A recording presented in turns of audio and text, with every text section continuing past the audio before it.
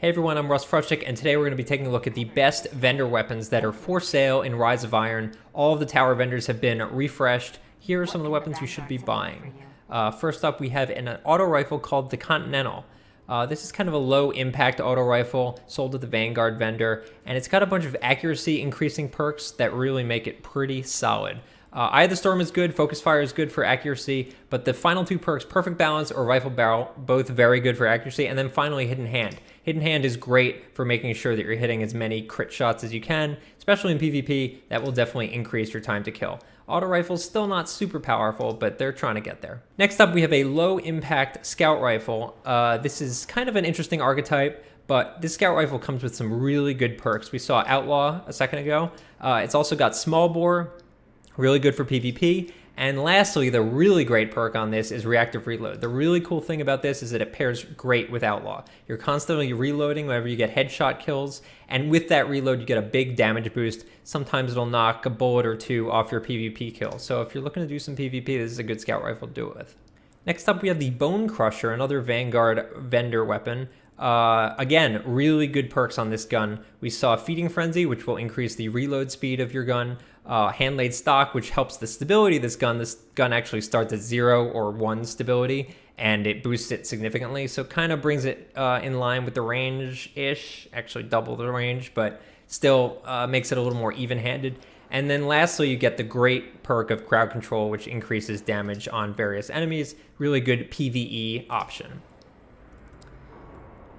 Last up, we have this amazing rocket launcher, really amazing rocket launcher. It's actually one of the best vendor rocket launchers I've seen. It starts out with Spray and Play, which comes into play a lot in PvE, getting your reload faster once you've fired all the rockets in your magazine.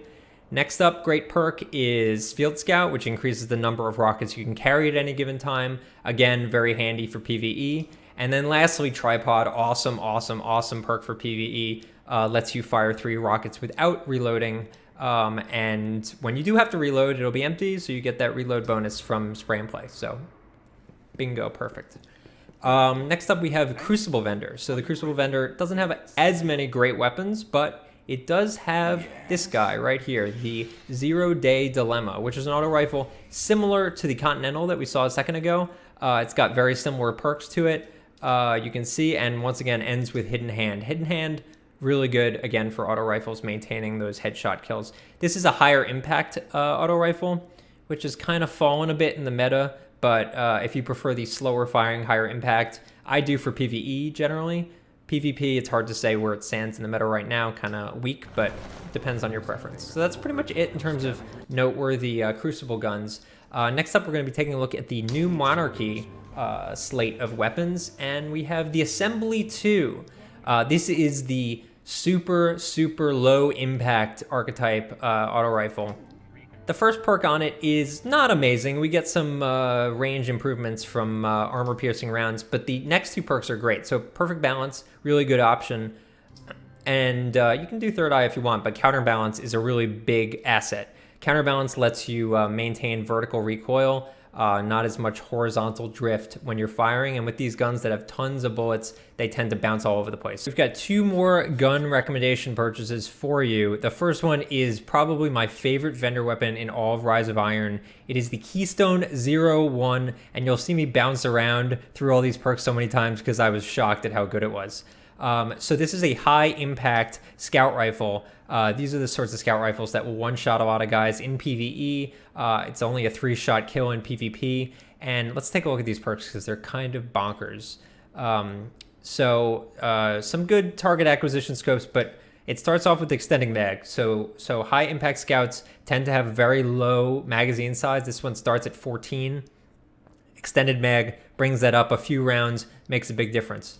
Next row of perks, we have Triple Tap. Triple Tap, if you've used Hung Jury, very popular vendor weapon from about 6 months ago, you know that Triple Tap is great on scout rifles, especially for taking out bosses. You can just keep firing and firing and firing. You don't run out of bullets. Really pairs great with the extended mag. You also have Perfect Balance as an option if you want to go that route. Perfect Balance will be a better option for you if you're playing PvP with this gun. And lastly, we've got crowd control, which you saw a second ago. As we've said before, crowd control is a great perk in pretty much any circumstance. Great in PvP, great in PvE. If you're trying to get multi-kills, very good option. Now, granted, it doesn't have the Firefly of Hung Jury, which a lot of people like, but I think crowd control actually has more utility overall because it procs a lot more and causes a lot more damage on individual targets rather than causing an explosion that may or may not hit a bunch of people. Okay, last gun. Future War Cult's gun. This is a fusion rifle that I really, really like.